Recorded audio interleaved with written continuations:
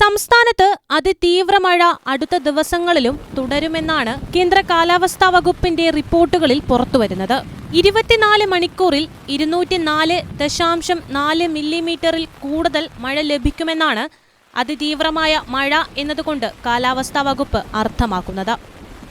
സംസ്ഥാനത്ത് വരും ദിവസങ്ങളിൽ പരക്കെ മഴയ്ക്ക് സാധ്യതയുണ്ട് എന്ന വിശദാംശങ്ങളാണ് പുറത്തുവരുന്നത്.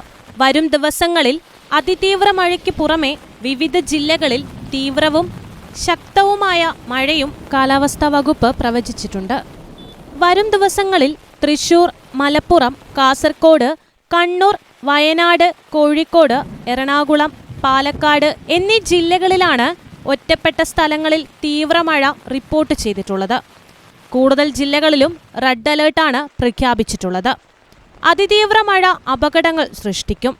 കുറഞ്ഞ സമയം കൊണ്ട് വലിയ മഴയുണ്ടാകുന്ന രീതിയാണ് പ്രതീക്ഷിക്കുന്നത്.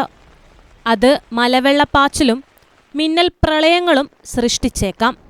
നഗരപ്രദേശങ്ങളിലും പൊതുവെ താഴ്ന്ന പ്രദേശങ്ങളിലും വെള്ളക്കെട്ട് രൂപപ്പെടാനുള്ള സാധ്യതയുമുണ്ട്. മഴ തുടരുന്ന സാഹചര്യം മണ്ണിടിച്ചിലും ഉരുൾപൊട്ടലും സൃഷ്ടിച്ചേക്കാം. പൊതുജനങ്ങളും സർക്കാർ സംവിധാനങ്ങളും അതീവ ജാഗ്രത പാലിക്കണം.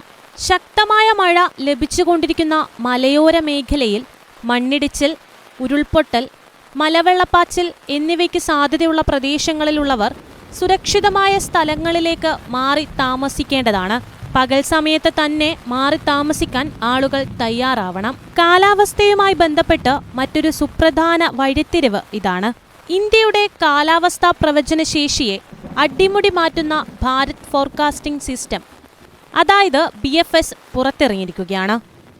Indian Institute of Tropical Meteorology വികസിപ്പിച്ചെടുത്ത BFSന് 6 കിലോമീറ്ററാണ് റെസല്യൂഷനുള്ളത്.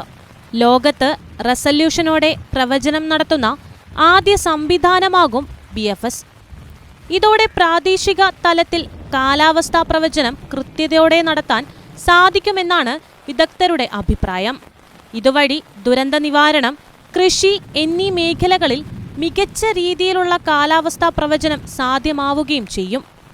ചെറിയ രീതിയിലുള്ള കാലാവസ്ഥാ വ്യതിയാനങ്ങൾ പോലും പ്രാദേശിക തലത്തിൽ കൃത്യതയോടെ പ്രവചിക്കാൻ കഴിയുമെന്നതാണ് BFSന്റെ ഒരു പ്രത്യേകത. കഴിഞ്ഞ വർഷം IITM ക്യാമ്പസിൽ സ്ഥാപിച്ച 11.77 പെറ്റാഫ്ലോപ്പ് ശേഷിയും 33 പെറ്റാബൈറ്റ് സ്റ്റോറേജ് ശേഷിയുമുള്ള പുതിയ സൂപ്പർ കമ്പ്യൂട്ടർ അർക്ക സ്ഥാപിച്ചതിനാലാണ് കൃത്യതയാർന്ന പ്രവചനം സാധ്യമായതെന്ന് ഭൗമശാസ്ത്ര മന്ത്രാലയം സെക്രട്ടറി M. രവിചന്ദ്രൻ പറഞ്ഞിരുന്നു.